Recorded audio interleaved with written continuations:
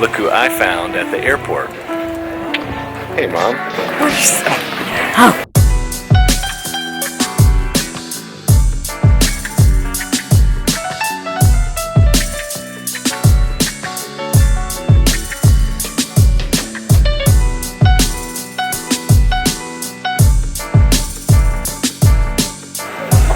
This is where we end. All right, you're heading to Chicago. You good? Yeah, I'm good. You got the limo? There's no limo. All right.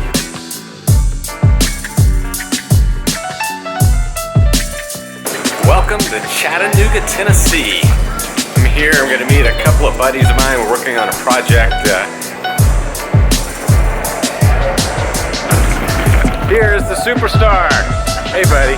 Hey, how you How's it going? Good.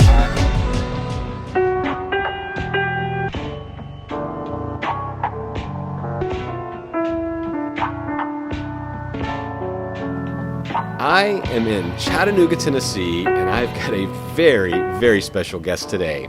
Many of you in the canine rehab field will recognize this man. This is Dr. David Levine, who is arguably the pioneer of physical therapy in dogs. So, David, thanks for joining us today. Thank you, and that's very flattering. I'm not sure that I'm a pioneer of anything, but I appreciate the sentiment. I never kind of set out to work in canine rehabilitation 30 years ago when I graduated from college. A lot of events kind of just fell into place. Well, speaking of those events, I mean, you are not a veterinarian. You are a PhD in physical therapy. So tell me, prior to getting into the veterinary profession and the world that I practice in, tell me what you were doing. Sure. Well, my degrees actually, my original degree was a bachelor's in physical therapy. Then I got a master's in orthopedics, a PhD, and a DPT, which is a kind of a entry-level clinical doctorate in PT. So I was working on my PhD at the vet school, and kind of ran into some folks that I decided to kind of ask about, can we do some of the things we're doing in people with animals? And this was back in the early 90s. And really no one was doing much, but I kind of forged relationships with some of the surgeons. We started doing rehabilitation on different animals, post-operative, disc surgeries, knee surgeries. And after probably 4 or 5 years, we opened a service at the university and felt like we knew enough to start actually charging for it. And we've also done a lot of research along the way to try to really prove that what we do has some benefit.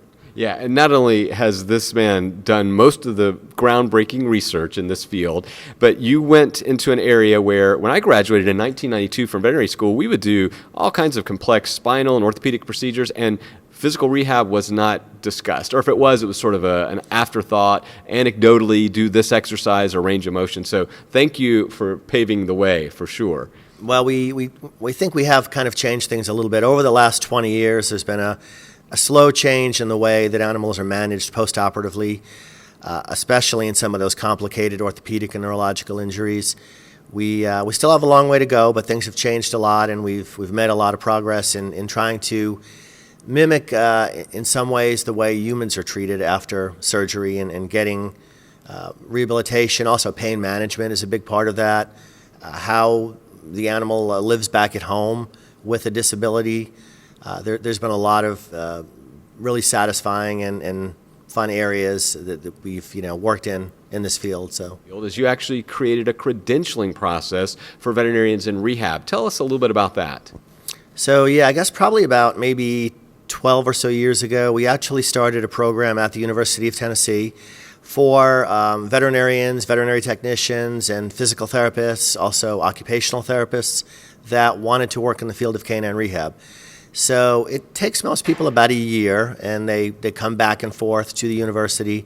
A lot of the work is online these days, like everything, but they do have a lot of labs, and then they take an exam at the end and have some credentials to work within the field. Right. So we've probably had at least 2,000 people through it in the past maybe 10 to 12 years. Yeah, it's a phenomenal program, and it's certainly helped veterinarians and, as you mentioned, other healthcare professionals who are interested to actually get the knowledge and skills that they need to be effective in the clinical setting. What are some of the things that, like, a pet owner could do at home to improve mobility and quality of life? Well, I think if you start to notice that your pet is having an issue walking, or they're just not able to get around like they used to, see your veterinarian and figure out what's going on first. From there, it might be something like arthritis. It might be something that's somewhat not really simple to treat, but that we can do some things about with certain home modifications, or maybe a little bit of weight loss can help in a lot of cases of arthritis. But there's also a lot of things that you've probably seen, like ramps and things like that for dogs and cats to get in and out of cars, or up on the bed or sofa. Where a dog sleeps, what surface they walk on, those all have impact on the quality of their life. There's a lot of products that help dogs walk. And I'm not talking just about wheelchairs and carts, but lots of slings, devices that make it easier for the dog to get around. There's different booties that we use for different conditions, toe grips, all kinds of things that weren't around 10 years ago. Probably one of the more exciting things that a lot of clinicians are starting to use are lasers in rehabilitation. People are using those for pain relief, for helping to speed up recovery from things like muscle and joint injuries. So, Dog person, cat person? Both. We have lots of dogs and cats, and they all get along, as well as 4 kids, so they all have to get along in the house. Most interesting, unusual animal you've ever worked on? Pet pigs. A pet cow was kind of interesting. A calf that someone actually had for a pet, and it had a leg trauma that we worked on. Cows are not the easiest animal to do rehabilitation on, but they're all rewarding. And small animals, hamsters, things like that. Really, the principles are kind of similar to human medicine, and with a lot of those conditions, rehabilitation can make a difference. Birds, of course, we have a lot of bird rehabilitation folks, and an injured wing for a bird is a big deal. This guy did something that few people get to do in life, and that is he pioneered, he originated, he created something out of nothing. You have touched so many lives. Thank you for all you do, and thanks for taking time out for us today. Thank you. Thank you.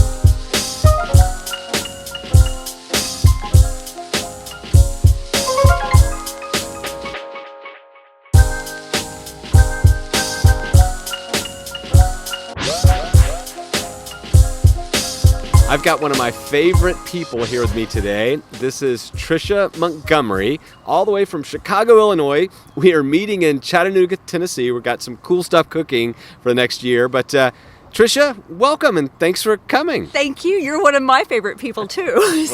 Appreciate that. Trisha is the founder of an organization, a business that I am very, very fond of. It is Canine Fit Club. And Trish, just tell everybody, what is Canine Fit Club? Canine Fit Club is science-based parallel programs for both you and your dog. They've been created by veterinarians, by dog trainers, by medical professionals, fitness professionals.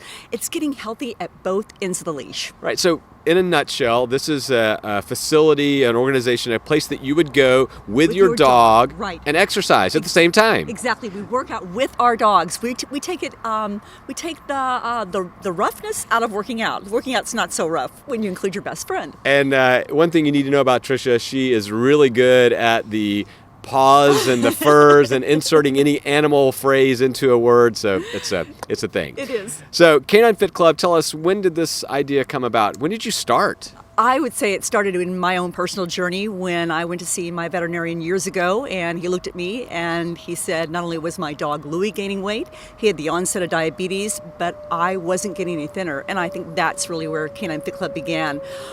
This actually, in 2012, when we really began doing the research and the development of that's led to now licensing of our Canine Fit Clubs as an adjunct into an existing facility, our trademark programs, and really getting people around the globe healthy with their best friends. Yeah, and I've been fortunate to have been with you from the beginning, and I've seen you progress. I mean, this is a science-based, an evidence-based approach to something that sometimes people just sort of go out and walk with their dog, and that's good, but maybe we can be a little more effective if we implement some simple strategies in a facility. Now, Tricia, obviously, you've had an amazing health transformation. And I know you like to tell people that story, but what are you seeing like in the real world since 2012? What are other people experiencing? Oh my goodness.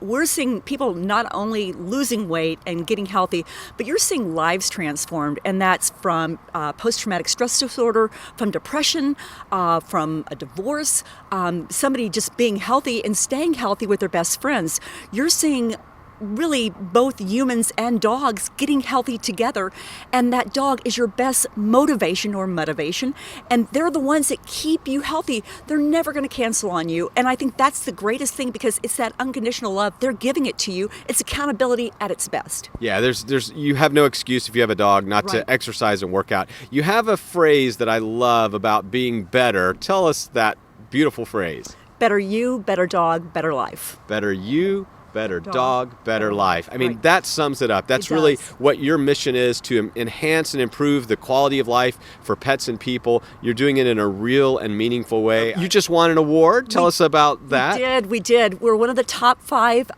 pet innovative companies in the nation, as named by Purina. Just an incredible honor and humbled to be part of that. But 2017 is going to be an incredible year for us. You're going to be seeing some groundbreaking things that I really can't talk about right now, but we'll be able to touch and reach so many more people and pooches than we've ever touched before across the nation. Along with that, a lot more classes coming on board with our research and development team, which you all are a part of, and adding so much more to Canine Fit Club. How can people find out more? They can go to caninefitclub.com. caninefitclub.com. Well, Tricia, again, you are doing things to help people and their pets. It's a pleasure and a joy to work with you. You're doing great work. Keep it up. And Thank you. 2017 is going to rock. Fist bump it out. I'm an awful fist bumper. caninefitclub.com. From the world's worst fist bumper, Tricia Montgomery. Thank you very much.